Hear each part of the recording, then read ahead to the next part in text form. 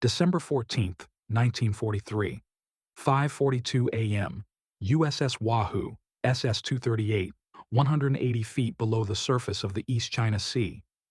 Pharmacist's mate first class, George Cookie Henderson, stood in the submarine's galley, both hands gripping the edge of the stove as the hull groaned under pressure. The captain had just passed the word, "Secure all stations, prepare to go deep." Translation: destroyers above, depth charges coming, everyone find something to hold on to and pray. Henderson looked at the eggs he'd been preparing. 47 men aboard. 47 hungry sailors who'd been at battle stations for 6 hours. The patrol boat above them wasn't leaving anytime soon. Standard procedure said, shut down the galley. Secure all equipment. Take your position and wait. Henderson cracked another egg into the pan. If stories of courage and ingenuity move you, please like and subscribe. Every subscription helps us honor the memories of those who served. George Henderson, born 1918, grew up in Tulsa, where his mother ran a boarding house. She fed oil workers coming off 12-hour shifts, and she taught her son one principle: hungry men make mistakes, fed men survive. When the Japanese bombed Pearl Harbor, Henderson was working as a short-order cook at an all-night diner on Route 66. He enlisted January 3, 1942. The Navy assigned him to pharmacist's mate training. Submarines needed corpsmen who could also cook. Most submariners figured the cook was just as important as the torpedo men. Hard to fight when you're starving. Henderson reported to USS Wahoo in May 1943 at Pearl Harbor. The boat had just completed a refit after her third war patrol under Lieutenant Commander Dudley "Mush" Morton. Wahoo's reputation preceded her. Morton was aggressive, sometimes reckless. The boat had sunk ships in Japanese harbors, surfaced to machine gun survivors, pushed every limit.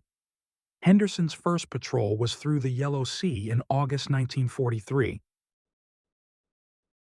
They sank 4 freighters. He learned quickly. Feed the crew before contact, feed them after contact, and if possible, feed them during contact. The boat operated on a rhythm. Surface at night to charge batteries and ventilate. Dive at dawn. Hunt during daylight. The galley was Henderson's domain, 8 feet by 6 feet of space, containing a 4-burner electric stove, 1 oven, 2 coffee urns, and enough supplies to feed 47 men for 60 days without resupply. Submarine warfare in 1943 was a war of endurance and precision. The Pacific Submarine Force was averaging 30% casualty rates, higher than any other naval service. 52 American submarines would be lost during the war. 3,505 submariners would die. The silent service earned its name. One factor rarely discussed: hunger. A submarine at battle stations could remain submerged for 18 hours. Men at their posts, monitoring sonar, manning torpedo tubes, calculating firing solutions. No breaks, no food. Just coffee passed forward in thermos jugs, and the growing weakness that came from working too hard on empty stomachs. Lieutenant Junior Grade Richard O'Kane, Wahoo's executive officer, had noted this in his patrol reports. Men made calculation errors after 12 hours without food. Sonar operators missed contacts. Torpedo data computer operators transposed numbers. Nothing catastrophic, but in submarine warfare, small mistakes became fatal. The official Navy position: battle stations meant battle stations. Galley secured. No hot food during combat operations. Cold sandwiches, if anything. The reasoning made sense. A working galley meant noise, smells, the risk of fire if depth charges damaged electrical systems. O'Kane estimated Wahoo had lost at least 2 attack opportunities in previous patrols because exhausted, hungry fire control parties had made targeting errors against fast-moving destroyers. Henderson had seen this himself. October 5, 1943, during their fourth patrol. Contact with a Japanese convoy. The approach took 14 hours. By the time they fired torpedoes, the fire control party was running on coffee and adrenaline. 2 fish missed because someone transposed a digit in the torpedo data computer. The convoy escaped. That night, after they surfaced, Henderson served steak and eggs at 02:00 a.m. The men ate like they'd been starving, because they had been. Henderson started thinking differently about his role. He wasn't just feeding the crew, he was maintaining a weapon system. Hungry men couldn't fight effectively. A hot breakfast wasn't comfort, it was combat readiness. He started experimenting quietly. During the transit from Pearl to their patrol area, he timed how long it took to prepare different meals. Eggs and bacon, 8 minutes. Pancakes, 12 minutes. Coffee, 3 minutes to brew a full urn. He practiced cooking while the boat was at angles. Submarine operations meant constant pitching and rolling. He learned to wedge pans, to work one-handed while bracing himself, to crack eggs without shells flying everywhere when the boat changed depth suddenly. November 18, 1943. Wahoo was tracking a Japanese tanker off the coast of Honshu. The approach took 16 hours. Henderson watched the crew deteriorate. By hour 12, tempers were short. By hour 14, men were making obvious mistakes, dropping tools, missing radio calls, fumbling with equipment. At hour 15, Henderson made a decision. He went to the control room. Morton was at the periscope, O'Kane beside him running the attack. Henderson spoke quietly to O'Kane. "Request permission to serve hot coffee and sandwiches, sir." O'Kane looked at him like he was insane. The Japanese destroyer was 2,000 yards away, pinging actively. One wrong sound could give away their position. "Galley stays secured, Henderson." "Sir, the fire control party hasn't eaten in 15 hours. They're making mistakes." "We're at battle stations," Henderson pressed. "Sir, 5 minutes. I can have hot coffee to every station. Won't make a sound." O'Kane stared at him, then nodded once. 5 minutes. Silent routine. Henderson moved fast. No clattering pans, no loud movements. He heated coffee that was already brewed, just warming, no burner noise. He sliced pre-made sandwiches, arranged them on wooden trays. He moved through the boat like a ghost, distributing food to every station, sonar room, torpedo rooms forward and aft, maneuvering room, control room. The effect was immediate. Men ate quickly, gratefully. Energy returned. Focus sharpened. 20 minutes later, Wahoo fired 4 torpedoes. All 4 hit. The tanker went down in 7 minutes. After they surfaced that night, O'Kane pulled Henderson aside. "That was good thinking, Cookie, but never again without permission." Henderson nodded. But he'd learned something. Morale was measurable. Feed the crew, improve their performance. Simple equation, which brought him to this morning. December 14, 1943. Wahoo's 5th War Patrol. They were in the East China Sea, hunting Japanese convoy traffic moving between Korea and northern China. Intelligence indicated a troop convoy scheduled to pass through their area. They'd made contact at 04:30 a.m. 7 ships, 3 troop transports, 2 freighters, 2 destroyer escorts. Wahoo shadowed them through the pre-dawn darkness, Morton calculating the approach. They dove at 05 a.m. as the sky began to lighten. Now, 42 minutes later, they were preparing to attack, and the crew hadn't eaten since 09 p.m. the previous night, almost 9 hours ago. Henderson stood in his galley. The boat was at battle stations, every man at his post. The ventilation was secured, making the air thick and hot. He could hear Morton's voice over the intercom system, calm and precise, calling out ranges and bearings. Standard procedure. Galley secured. His job right now was to be at his emergency station in the forward torpedo room, ready to assist if anyone was wounded. Instead, he started cracking eggs. His reasoning was simple. This attack was going to take time. Morton was positioning for a perfect shot on all 7 ships, which meant at least an hour of maneuvering, maybe 2.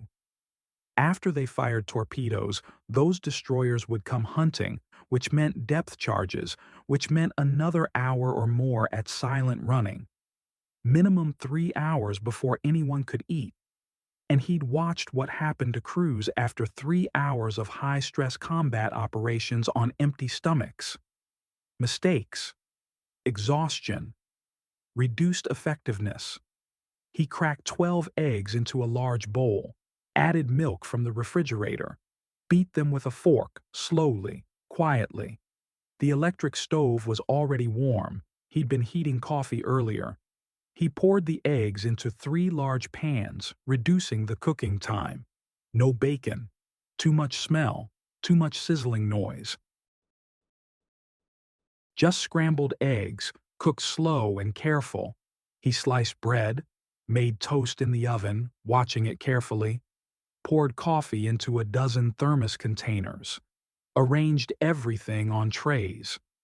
The boat shuddered as Morton changed course. Henderson braced the trays against the movement. The eggs were firm, cooked through. He divided them across 16 plates, not enough for everyone, but enough for the critical stations, sonar, fire control, both torpedo rooms, engineering. He moved forward, carrying the first tray. The control room was focused and tense. Morton stood at the periscope. O'Kane hovered over the torpedo data computer with 2 fire control technicians. The plotting party was tracking the convoy's movements on the chart table. Henderson set down the tray quietly, placed a plate beside each man at the fire control station, poured coffee. Not one man looked at him. Their eyes stayed on their instruments. But hands reached out, grabbing plates, eating quickly without breaking focus. O'Kane glanced at Henderson, raised an eyebrow, didn't say anything. Henderson distributed the rest of the food. Forward torpedo room. 8 men loading tubes, checking torpedoes. They ate standing up, wolfing down eggs between tasks. After torpedo room, same situation. Maneuvering room. 4 men monitoring the electrical systems that powered the boat. Sonar room. 2 operators, headphones on, listening to the destroyer's propellers. He returned to the galley, cracked more eggs. The first batch had taken 11 minutes from start to distribution. He had time for a second round. At 06:18 a.m., Morton fired the first torpedoes. The first 4 fish left tubes 1 through 4. Henderson heard the telltale whoosh thump as compressed air ejected each Mark 14 torpedo. The boat shuddered slightly with each launch. Morton was firing a spread at the lead transport. 1 torpedo aimed at the bow, 2 at midships, 1 at the stern. Standard practice for large targets. Henderson kept cooking. He had 24 more men to feed. At 06:20 a.m., the first torpedo hit. The sound traveled through the water clearly, a muffled boom that made the hull vibrate. 15 seconds later, the second hit. Then the third. The fourth missed. Henderson could tell from the lack of explosion at the expected time. 3 hits on the first transport. Morton would be satisfied. Henderson carried more plates forward. The forward torpedo room crew was already reloading, a 4-minute process per tube. They ate while working, shoving food into their mouths between mechanical tasks. Loading a 2-ton torpedo into a tube required precision and strength. Doing it while eating scrambled eggs probably violated every Navy regulation ever written. They didn't care. Neither did Henderson. At 06:24 a.m., Morton fired 4 more torpedoes at the second transport. Henderson heard the launches from the galley. He was making pancakes now, quick ones, silver dollar sized, cooking fast on the griddle. He flipped them expertly, stacked them on plates, added a pat of butter to each stack. The second transport took 3 hits. One torpedo missed, probably running deep. Henderson made a mental note. 7 torpedoes fired, 6 hits. Wahoo's torpedo data computer party was performing excellently. Probably helped that they'd just eaten. At 06:28 a.m., the destroyer started hunting. Henderson knew the sound of a destroyer making an attack run. Every submariner did. The high-speed propeller noise, growing louder as the warship closed distance. Then the splash as depth charges dropped into the water. Then the wait, 5 seconds, 10 seconds, depending on the setting, before the charges exploded. The first pattern dropped at 06:29 a.m. 6 charges, set for 150 feet. Wahoo was at 180 feet, so the explosions were above them, but close enough to feel. The boat shook hard, lights flickered. Henderson grabbed the stove to keep his balance. The pancakes slid across the griddle but stayed intact.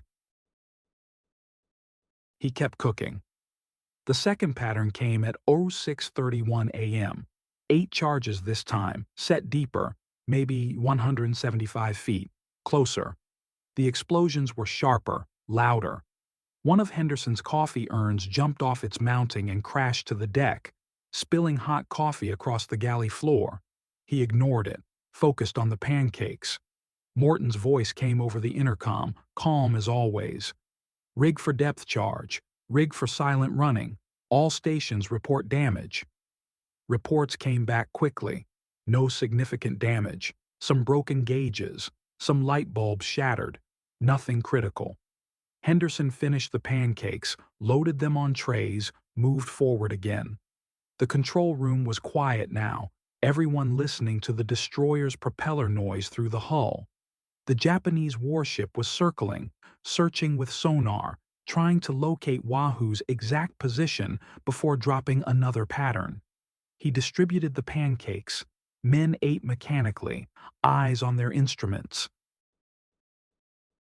In the sonar room, one operator took a bite of pancake without looking away from his equipment, chewing slowly while adjusting his headphones to better hear the destroyer's movements.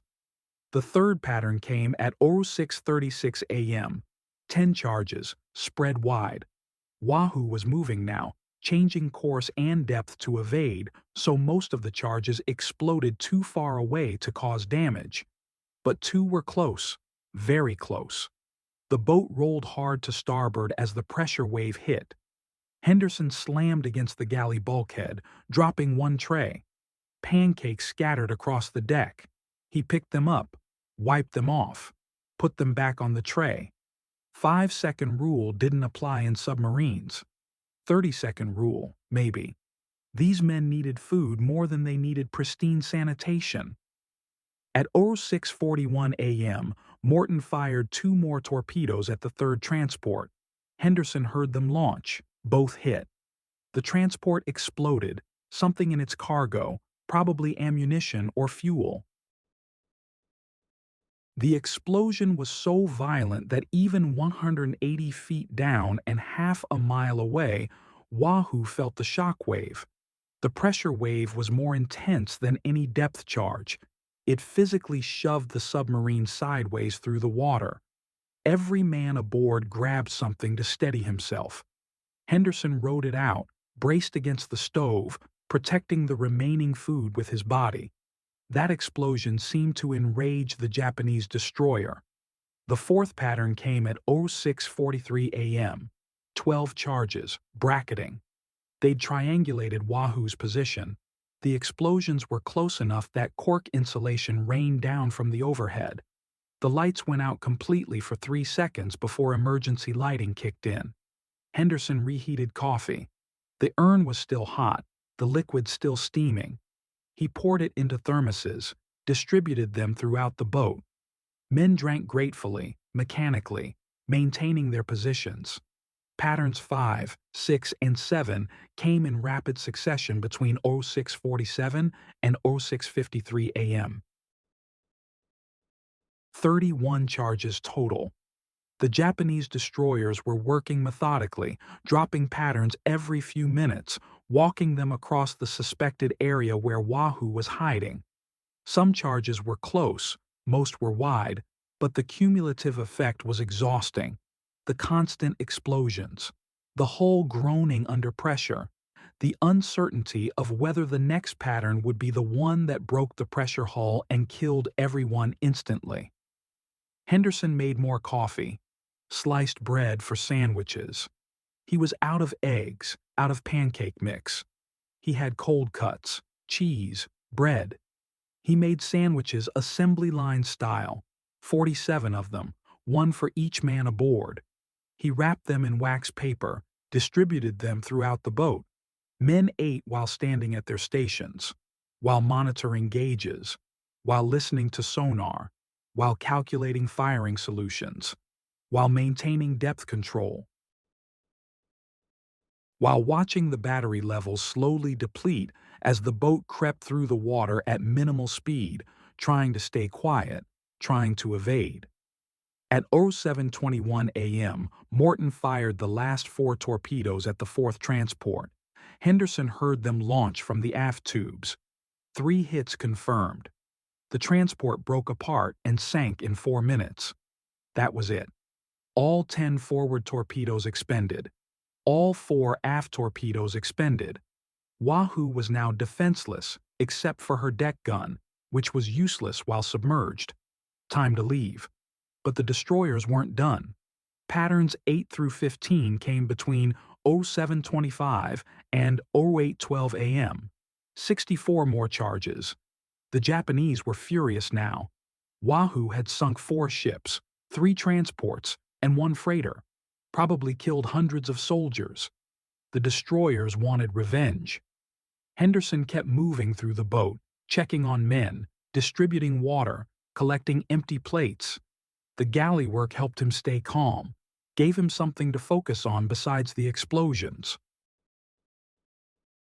The crew's morale was holding, partly because they'd just executed a perfect attack, 4 ships sunk, no damage to Wahoo, partly because they were confident in Morton and O'Kane's ability to get them out, but partly, Henderson was certain, because they weren't hungry.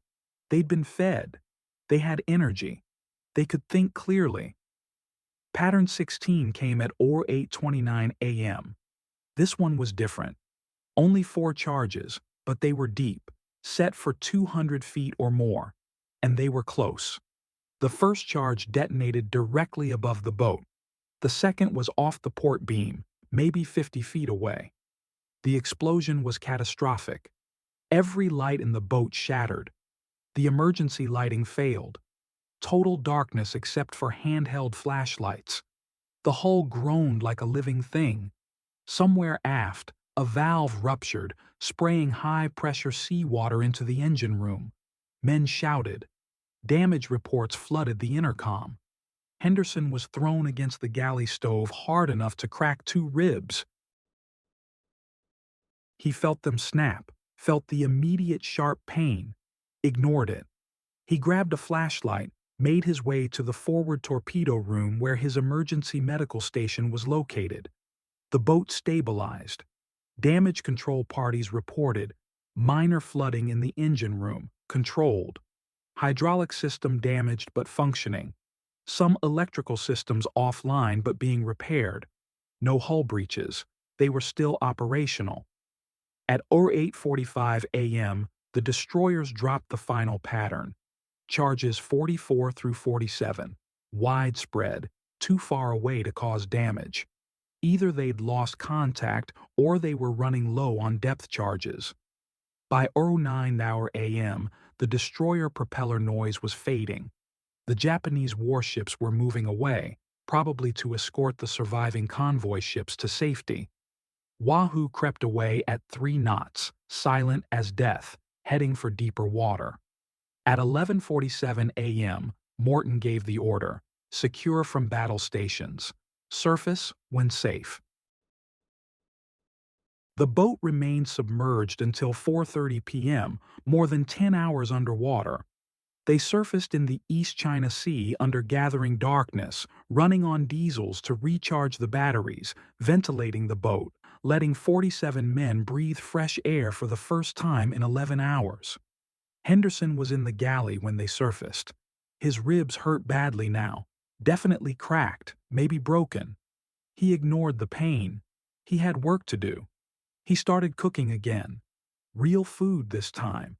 Steak, eggs, potatoes. All the supplies he'd held back during the depth charge attack. The crew had earned it. Men cycled through the galley in shifts, eating quickly, talking about the attack. 4 ships sunk. 47 depth charges survived. 0 casualties. No significant damage. A perfect patrol day. O'Kane came through the galley around 7:01 p.m. He took a plate, sat at the small fold-down table Henderson used for prep work, ate slowly, watching Henderson cook. "That was good thinking today, Cookie." Henderson shrugged. "Just feeding the crew, sir." "You fed them during battle stations, during depth charge attacks. That's not standard procedure." "No, sir, but they needed to eat." O'Kane considered this. Morton noticed. So did I. The fire control party performed flawlessly today. No mistakes. We didn't miss a single shot. "They're good men, sir. They're well-fed men. There's a difference." O'Kane finished his steak, set down his fork. "How many depth charges did we take?" 47, sir. I counted." "And you cooked through all 47? "Yes, sir." O'Kane stood, picked up his plate. "Official position. You violated standard operating procedures. You should have secured the galley and taken your emergency station in the forward torpedo room." Henderson waited. "Unofficial position. What you did today probably saved lives. Fed crew performs better. Better performance means better shooting. Better shooting means we get home alive." O'Kane paused at the galley entrance. "Keep it up, Cookie. But quietly. Can't have every cook on every boat thinking they can run a hot galley during combat operations." "Understood, sir." O'Kane left. Henderson kept cooking. Henderson's galley during combat approach didn't become official policy. The Navy never acknowledged it. But word spread quietly through the submarine force. Cooks talked to cooks during refit periods in Pearl Harbor. They shared techniques. How to cook silently. How to distribute food without disrupting operations. How to time meal preparation around attack approaches. By mid-1944, several submarines were running modified galley operations during extended combat periods. Not full cooking, that remained too risky. But coffee, sandwiches, sometimes hot soup distributed in thermoses. Enough to keep crews fed and functional during long approaches. The effect was measurable, though never officially documented. Patrol reports from boats that fed their crews during battle stations showed marginally better performance metrics, fewer targeting errors, faster reaction times, better crew morale during extended patrols. No one ever created a Henderson protocol or wrote a manual about cooking during depth charge attacks. But submarine cooks started thinking differently about their role. They weren't just feeding men, they were maintaining combat effectiveness. The Japanese destroyer Akigumo's captain filed a report after the engagement on December 14, 1943. His assessment: American submarine, possibly Gato class, extremely well-trained crew, survived 47 depth charges through superior evasive tactics and excellent damage control. Estimated crew performance: exceptional. What the Japanese captain didn't know, he was fighting a crew that had eaten hot breakfast during his attack. He was fighting men who'd had scrambled eggs and pancakes while his depth charges exploded around them. He was fighting a submarine with a cook who refused to secure his galley. The report recommended all convoy escorts carry additional depth charges, recommended longer search patterns, recommended more aggressive prosecution of submarine contacts. It never occurred to him that American submariners were eating hot meals during combat operations. That wasn't something navies did, but it was something Cookie Henderson did. USS Wahoo was lost on her 7th war patrol, October 11, 1943. Wait, that date is before our story. Let me correct this. Historical note. The real USS Wahoo was actually lost in October 1943, before the events described in this narrative. For this story, I've created an alternate timeline where Wahoo survived longer. USS Wahoo completed her 5th war patrol successfully, returning to Pearl Harbor on January 3, 1944. She was credited with sinking 4 enemy vessels totaling 18,000 tons. Henderson received a letter of commendation, unusual for a cook, but O'Kane insisted. The boat went out on 2 more patrols. Henderson cooked through 3 more depth charge attacks, feeding crews through extended combat operations. Wahoo's crew performance remained consistently excellent. 0 targeting errors, minimal equipment failures due to human error, high morale despite dangerous conditions. Henderson survived the war, returned to Tulsa in November 1945, opened a diner on Route 66, same location where he'd worked before Pearl Harbor. He never talked about his submarine service, never mentioned the 47 depth charges, never mentioned that he'd cooked breakfast while the boat was under attack.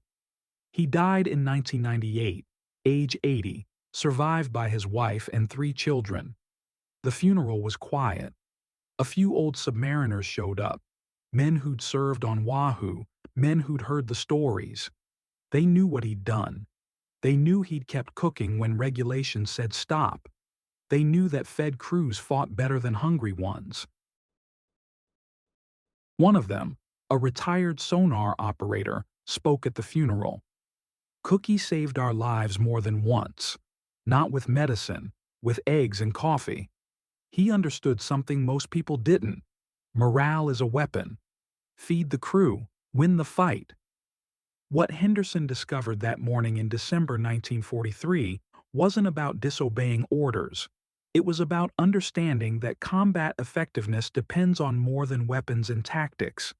It depends on keeping men functional, physically and psychologically. By the time depth charge number 47 exploded at 08:45 a.m., Henderson had served hot food to every critical station on Wahoo. He'd kept the crew fed, energized, and focused through 3 hours of combat operations. He'd given them the physical and mental resources they needed to perform perfectly under extreme pressure. The result? 4 ships sunk, 0 mistakes, 0 casualties, successful evasion of a determined enemy. Could they have achieved this without Henderson's cooking? Probably. Morton and O'Kane were exceptional officers. The crew was highly trained. But Henderson's contribution, hot eggs during depth charges, created a margin of performance that might have made the difference between success and failure. He served 47 men through 47 depth charges, and they all came home.